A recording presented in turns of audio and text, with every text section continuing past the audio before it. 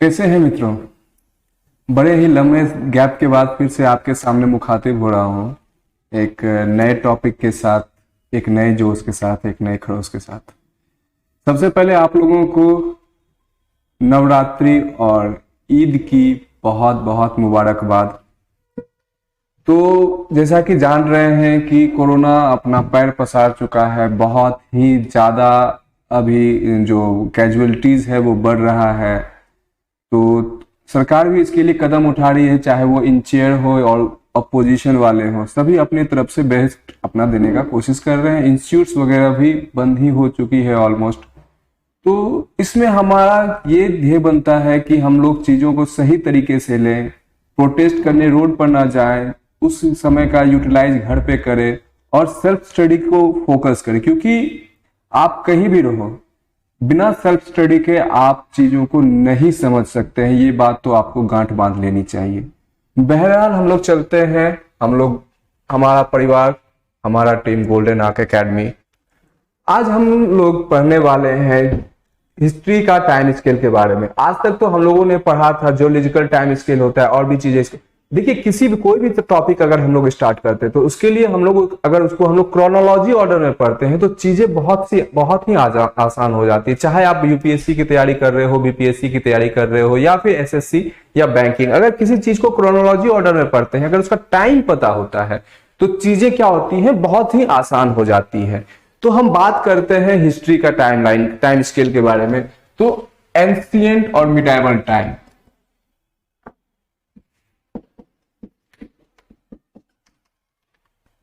की बात कर रहे हैं। तो हिस्ट्री को हम लोग बेसिकली 3 पार्ट में बांट देते हैं। इसको हम लोग अच्छे तरीके से पढ़ने के लिए, क्रोनोलॉजी ऑर्डर में पढ़ने के लिए इसको 3 पार्ट में हम लोग डिवाइड कर देते हैं। सबसे पहले पार्ट को कहते हैं हम लोग प्री हिस्ट्री, दूसरे पार्ट को कहते हैं हम लोग प्रोटो हिस्ट्री, और थर्ड पार्ट को कहते हैं हम लोग हिस्ट्री। अब बात आता है प्री हिस्ट्री क्या होता है। तो प्री हिस्ट्री के लिए का जब हम लोग बात करेंगे तो इसमें हम लोगों को कोई भी रिटन एविडेंस प्राप्त नहीं होता है। यानी कि हम लोग बस उसके बारे में इस तरीके से पता लगा सकते हैं कि हाँ, उस समय में ये पत्थर मिला, या फिर जितना अभी हम लोग लिथिक एज के बारे में बात करते हैं, स्टोन एज बोलिए, लिथिक एज बोलिए, तो उस समय का बात करते हैं तो उसके बारे में हमको कोई रिटन एविडेंस तो प्राप्त होता नहीं है। तो उन लोगों के लिए बस हम लोग एक अनुमान लगा सकते हैं कि हाँ, उस समय लोग ऐसे हुआ करते थे, उनके इंस्ट्रूमेंट्स, टूल्स वगैरह ऐसे हुआ करते थे, वो ये चीजें कर रहे होंगे, गैदरर होंगे या फिर नोमैड्स होंगे, व्हाटएवर, उनको उनके टूल्स के हिसाब से हम लोग, और उनका जो भी पेंटिंग्स वगैरह जो भी चीज करते हैं उसके हिसाब से हम लोग क्या करते हैं, उसके बारे में हम लोग बातचीत करते हैं या फिर समझने की कोशिश करते हैं। तो प्री हिस्ट्री का जब भी बात करेंगे तो वहां पे कोई भी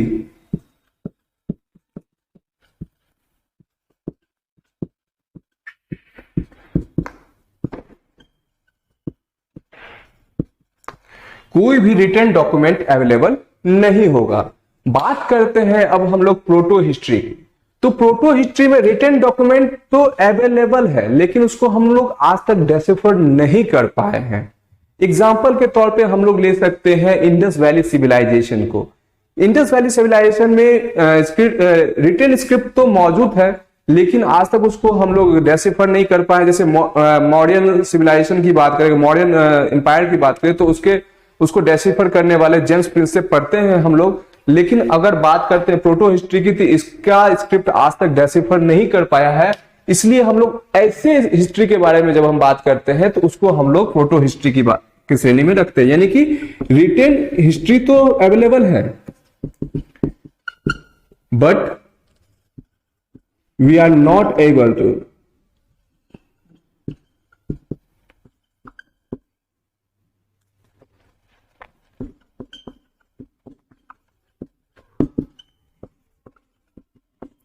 डेसिफर इट।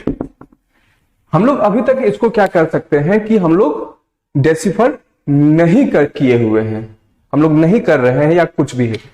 हिस्ट्री का क्या है, डॉक्यूमेंट भी अवेलेबल है और इसको हम लोग डेसिफर भी कर पा रहे हैं। यानी कि इसके बारे में हमको समुचित और सही तरीके से नॉलेज प्राप्त होती है। जैसे मान लेते हैं मौर्य युगीन हो, या फिर हर्यक डायनेस्टी से रिलेटेड हो, गुप्ता डायनेस्टी से रिलेटेड हो, शुंग डायनेस्टी से रिलेटेड हो, what ever with the dynasty, हम लोगों को उनके बारे में एग्जैक्ट नॉलेज पता है, क्योंकि हम लोग उसके द्वारा लिखे गए स्क्रिप्ट को, उसके द्वारा जारी किए गए सिक्कों को, या फिर जितने भी अकाउंट्स रिलेटेड हैं उन सब डायनेस्टी से रिलेटेड, उनको हम लोग इजीली क्या कर रहे हैं, डेसिफर कर पा रहे हैं। तो थर्ड वन है हिस्ट्री, जिसको कि हम लोग रिटेन एविडेंस तो मौजूद है,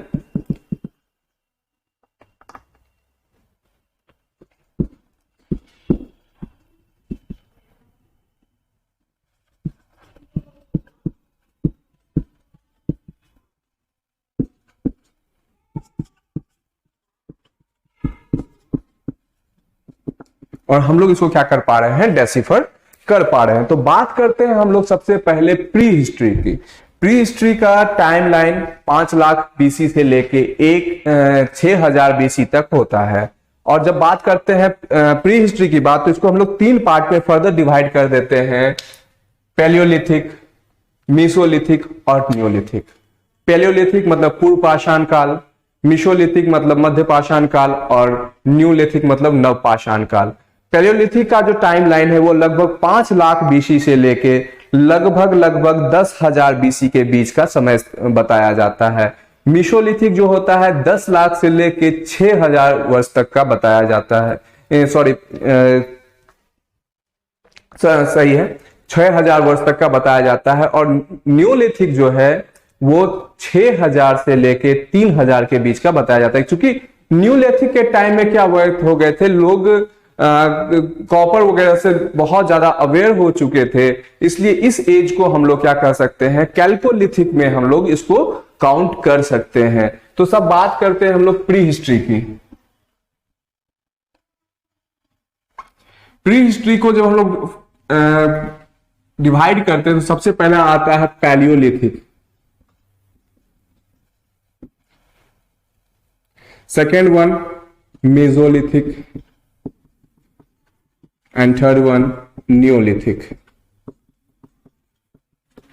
पैलियोलिथिक का टाइम स्केल है 5 लाख बीसी से लेके 10,000 बीसी। मीसोलिथिक का टाइम है 10,000 बीसी से 6,000 बीसी तक, और न्यूलिथिक का है 6,000 बीसी से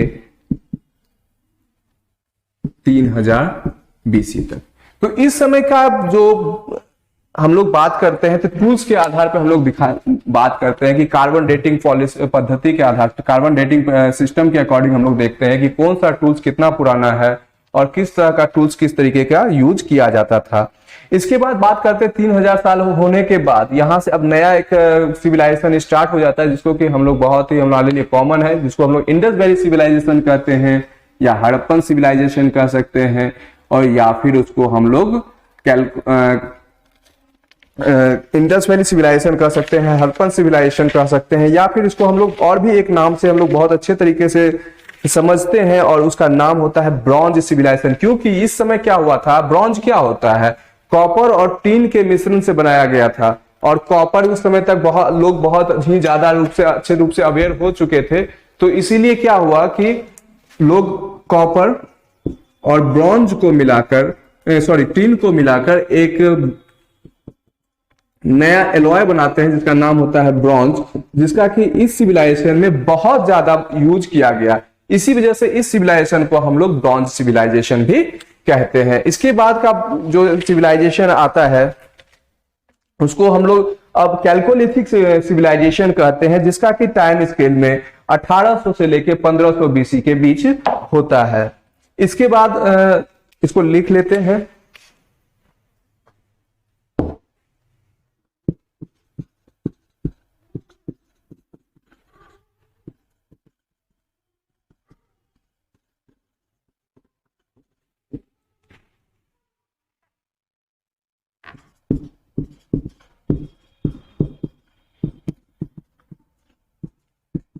इस बीच में इंडस वैली सिविलाइजेशन रहा था। इसके बाद आता है कैल्कोलिथिक कल्चर,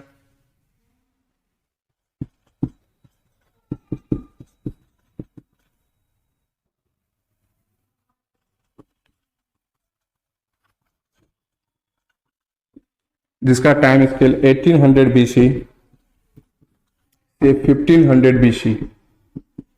और फिर एक।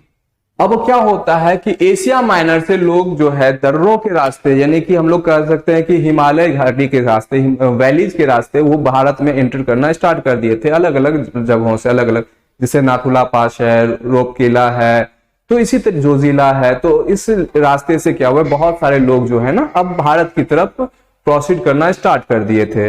तो अब जैसे बात करते हैं हम लोग, तो एडवेंट ऑफ आर्यन शुरू हो चुका था, एडवेंट ऑफ आर्यन।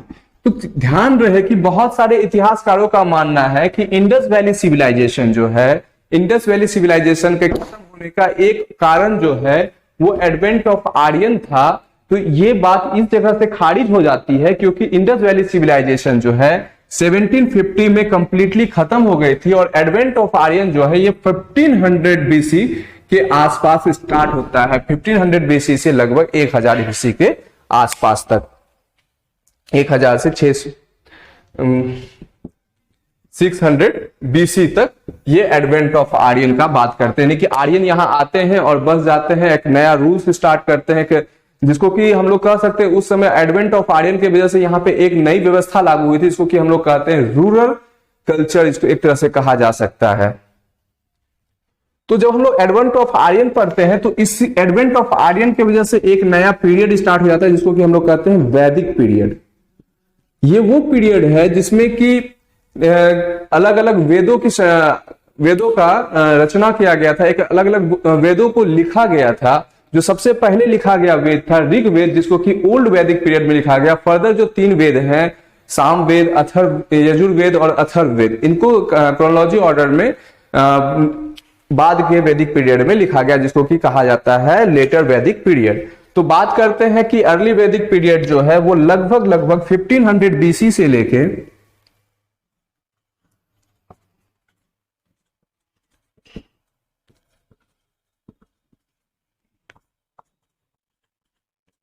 1500 बीसी से लेके 1000 बीसी तक को के बीच के समय को क्या कहा गया, अर्ली वैदिक पीरियड। इसके बाद आता है लेटर वैदिक पीरियड, जिसमें कि हमने बताया कि आपको कि और सभी एपिक्स की रचना की गई थी, और सभी ग्रंथ की रचना की गई थी। ये आता है 1000 बीसी से लेके 600 बीसी तक। इस समय तक के का काल को क्या कहा गया है, लेटर वैदिक पीरियड कहा गया है। तो इस समय क्या होता है कि अब चीजें क्या होती है, एक नया जो मैथोलॉजी है वो डेवलप होता है, जिसको हिंदुइज्म कहा जाता है, सनातन धर्म कहा जाता है। इस समय स्टार्ट होता है, बहुत सारे देवी देवताओं की पूजा होती है। जैसे कि एशिया माइनर में अरामाइक लिपि में हम लोगों को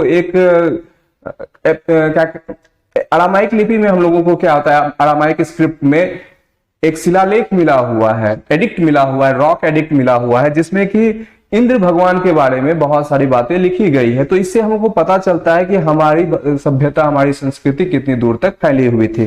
तो जब यहाँ पे इस सिविलाइजेशन का जब शुरू होता है, फिर धीरे धीरे जब अंत हो जाता है, क्योंकि इस समय क्या हो गया था कि कल्चरल डाइवर्सिटी आ गई थी, लोग वर्ण व्यवस्था, कास्टिज्म में अब फॉलो करने लगे थे। कास्टिज्म हेरिडिटरी हो गया था, ना कि पहले जैसे होता था जो कि हाँ जो काम करता है उसी के आधार पर उसका नाम होगा। लेकिन अब ऐसा नहीं था। अगर कहा गया था जो कि अगर पापा अगर उनके ब्राह्मण होंगे तो उनका बेटा भी ब्राह्मण है, वह इट डजंट मीन कि वो क्या काम करता है। बट पहले क्या था जो कि अगर पापा ब्राह्मण है और बेटा कोई ट्रेडिंग का काम करता है तो उसको वैश्य समझा जाएगा, पापा अगर शिक्षक है तो उनको ब्राह्मण समझा जाएगा। तो लेटर ये क्या होता है, ये चीजें कंप्लीटली इराडिकेटेड हो गई।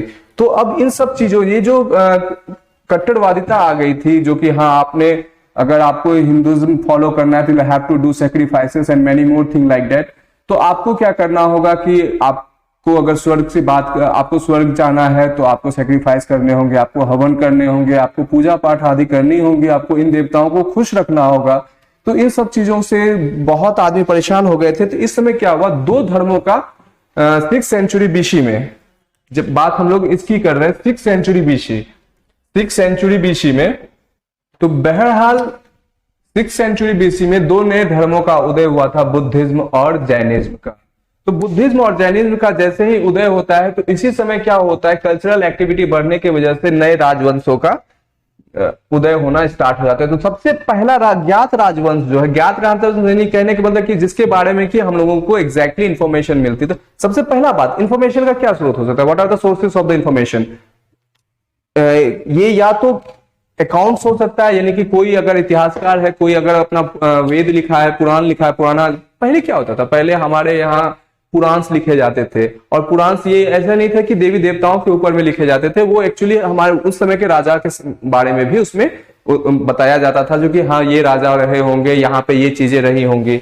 तो पुराणास के बारे में और जो भी अकाउंट्स जो ट्रेवलर्स थे वो उनके आधार पे बताया गया था कि मगध महाजनपदा जो थे, जो बहुत पावरफुल हो गए थे धीरे धीरे, जैसे 545 बीसी की बात करते हैं, तो उस समय एक राजवंश की स्थापना हुई थी, हर्यक राजवंश।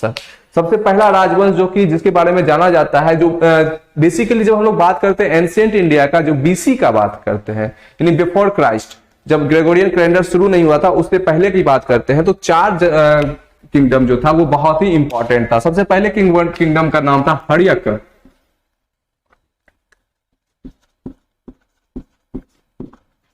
हर्यक डायनेस्टी, और ये जब आया था ये लगभग 554 बीसी, और इसको स्टार्ट करने वाले थे बिंबिसार। याद रखिएगा, लोगों को बहुत ही ज्यादा कंफ्यूजन होता है बिंदुसार और बिंबिसार।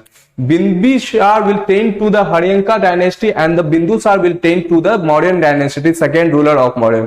बिंदुसार के बारे में बताया जाता है कि father of son of a great father and the father of a great सन, तो बिंबिसार। उसके बाद बात करते हैं तो अगला जो राजवंश आता है, अगली जो डायनेस्टी आती है वो थी शिशुनाग। शिशुनाग डायनेस्टी, और ये आया था लगभग 413 बीसी। अगली डायनेस्टी का नाम था नंद, ऑब्वियसली नंद डायनेस्टी, जो कि जिसके बारे में कि अच्छी खासी वेब सीरीज बने, अच्छे खासे सीरियल्स बने हुए हैं, अच्छे खासे नॉलेज आप लोगों को पता होगा कि महापद्मनंद इस डायनेस्टी को स्टार्ट करने वाले थे, और चंद्रगुप्त यहीं से अपना राजवंश स्टार्ट करते उनके बेटे धनानंद को हराने के बाद, तो दैट इज नंदा डायनेस्टी।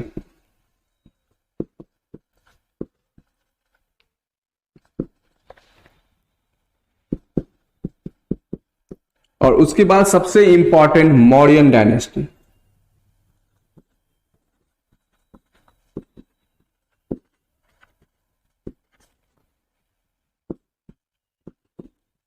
जो 321 बीसी में स्टार्ट होती है। इसके बाद की अगर बात करते हैं हम लोग, तो हम लोग मौर्यन डायनेस्टी के आधार पे बात करते हैं। यहां तक तो इंडियन एडमिनिस्ट्रेटिव सिस्टम जो है वो अलग तरीके से काम करती थी। इसके बाद जो था इंडिया का कंप्लीटली, जब हमारे भारत का बात करते हैं तो हमारे भारत का जो परिदृश्य था वो कंप्लीटली क्या होता है, चेंज हो जाता है। तो जैसे हम लोग मौर्यन का बात करते हैं तो उसके बाद पोस्ट मौर्यन करते हैं, मुगल की बात करते हैं पोस्ट मुगल करते हैं, या फिर गुप्ताज का करते हैं पोस्ट गुप्ताज करते हैं। ये सारे जो टर्म थे ना, ये सारे जो एरा थे, इसको हम लोग गोल्डन पीरियड में रखते हैं, क्योंकि इस समय जो था वो भारत का, या फिर इस समय के जो राजा थे उनके समय में क्या हुआ, मल्टी डायमेंशनल डेवलपमेंट हुआ, यानी बहुत